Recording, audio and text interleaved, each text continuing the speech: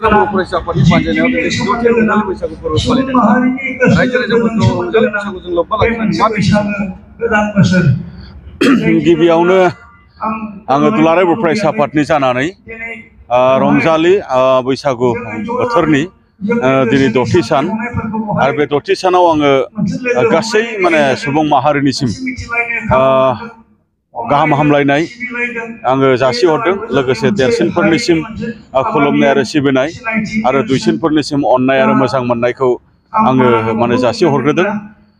बेजोंनो आङो माने मिजिंथिदों जे जोंनि सुबुं माहारिनि थांनानै थानांगौनि थाखाय बा हारि आरो माहारिखौ बा हादरखौ गोजौ फारसे लांनांगौनि थाखाय जायफोर सुबुंफोरा गाव गावनि माने हाबाफारियाव जायखि बिथिङावनो जाया मानो जे बेस्थ' जानानै दङ, जे मुखुब जानानै दङ, बिथांमोननि मावनो लानाय खामानिफोरा मोगथाङाव जाफुंसारथों आरो जाफुंसारनायनि गेजेरजों सुबुं न'खर हारि आरो हादरा माने मुलाम्फा जाथों आरो बेबायदिनो जौगासार हारि आरो जौगासार हादर जानो हाथों आङो बेखौ मिजिंथिदों।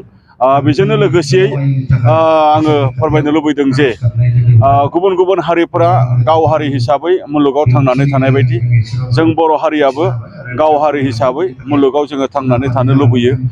गेरेमसा हारि हिसाबै बर' हारिखौ गायसननांगौनि थाखाय बड'फा उपेन्द्रनाथ ब्रह्मआ सिमां नुनायजों लोगोसे मा हाबाफारिखौ मावोबा गेरेमसा हारि जानो हागोन बे बाथ्राखौ जोंनो फोरोंलांदों।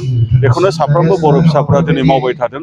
दा बेखायनो गाव हारिखौ माने हारि हिसाबै थांनानै थानो थाखाय जोंनो जिखिनि माने सिनायथि जे जोंनि हारिमुवारि बा दोरोङारि बा जोंनि माहारिनि माखासे फोरबोफोर बेफोरखौ जोङो रैखाथि होनायजों लोगोसे गोजौ फारसे जोङो बोरै लांनो हायो बेनि थाखाय जोंहा एसे गोब्राबै माने खामानि मावनो गोनां दङ। मानो होनबा दिनैनि बे ग्लबेलाइजेसननि जिखिनि एडभान्टेज बा जिखिनि बोर बेखौनो लानानै जोङो गोजौ फारसे जोङो थांनांगोन। आरो बे बेलायाव जोंहा बहुद जोंनि लाइमोनफोरा लेखा गोरों सुबुंफोरा बा जोंनि सुबुंफोरा माने बर' हारिनि सुबुंफोरा जोबोद माने खामानि मावनो गोनां दङ। आङो बेखिनि बाथ्राखौनो दिनै बे चिरां जिल्ला दुलाराय बर' फरायसा आफादा जे माने जिखिनि रंजाथाइ फोरबो फालिथायाव बाहागो लानायनि गेजेरजों बेखिनि मेसेजखौ आङो रायजो राजाफोरनिसिम हरो। गोजोन्थों।